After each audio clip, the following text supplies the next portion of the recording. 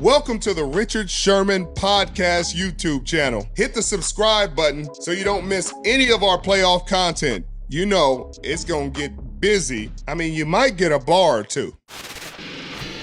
Take me through that Green Bay game because there were ups and downs for both sides of the ball throughout that game.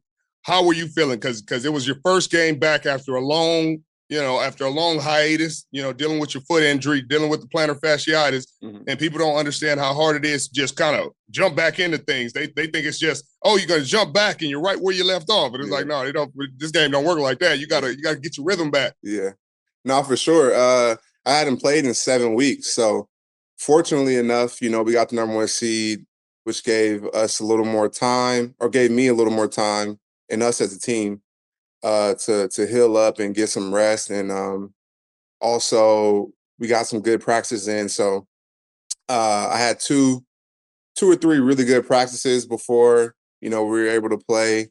So that was good. That was definitely helpful.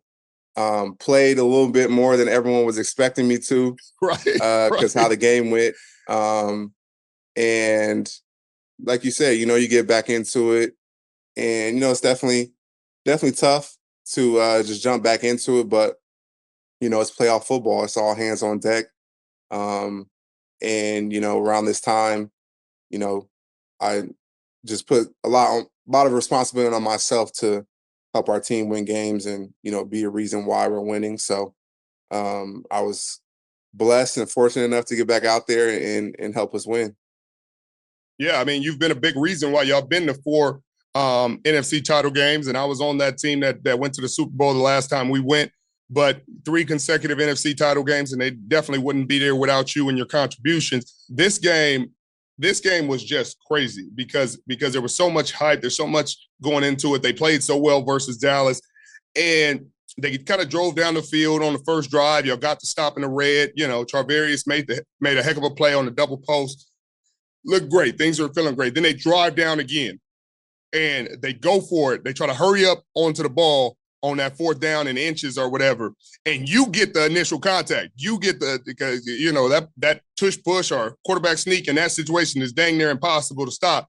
Walk me through that play, because you're a major reason it got stopped. And there's not a lot of time to communicate what the play is going to be. Do y'all just say pinch or whatever it is? But you were like a big reason that stopped this momentum. Then Dre came and cleaned it up, and y'all got to stop. But walk me through that.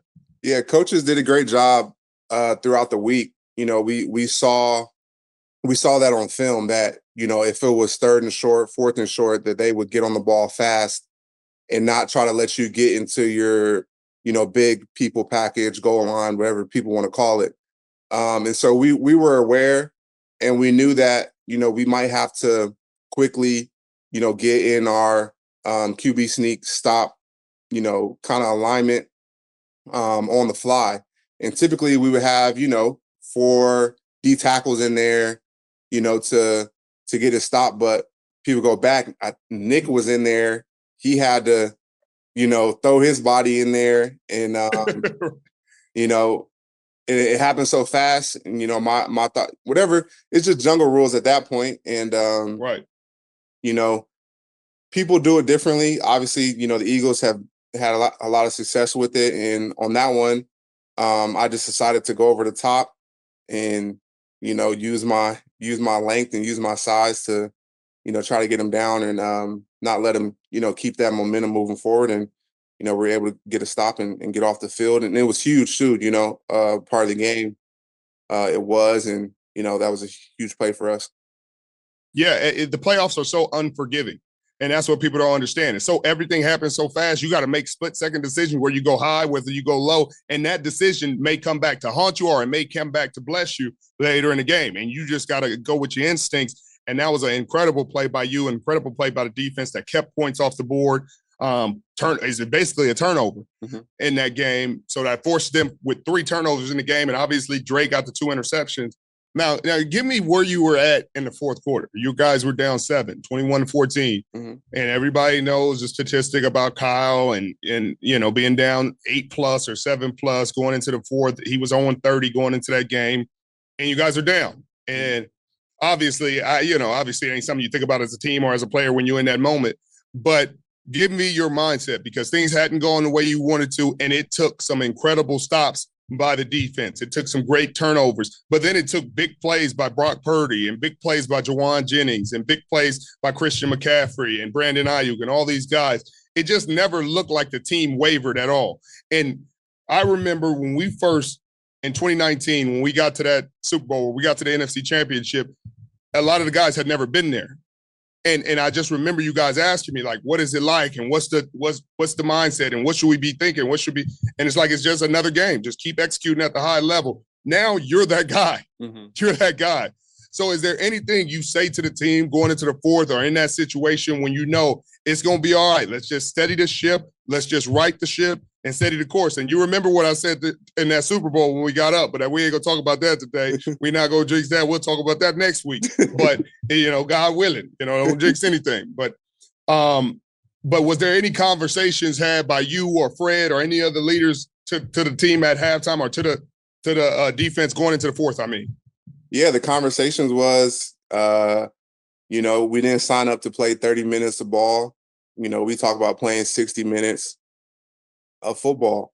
And that's just the culture that we've built here of resiliency. I like even, back, before you got here and when Kyle got here in 2017, 2018, having rough years, losing close, hard-fought games. But those moments, those experiences, they harden you, they make you tough. If we can fight and scratch and crawl to the end in those moments, we can't do that to win a Super Bowl.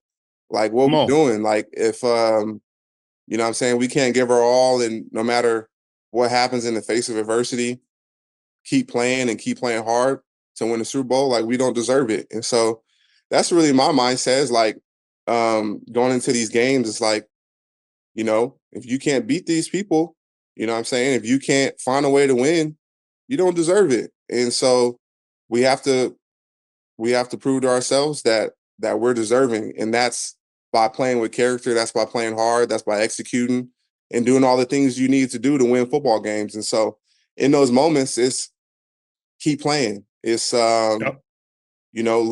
have an opportunity for our character to show. We have opportunity for who we really are, to really show. And we've been through a lot of adversity and have plenty of opportunities to show the type of people and players that we are. And this was just another moment and another opportunity to do that. You would like to steamroll everybody and win a Super Bowl. And that would be great. That would be awesome. But right, the adversity and the ups and downs and the journey to winning a Super Bowl and everything that goes into it is going to make it that much sweeter.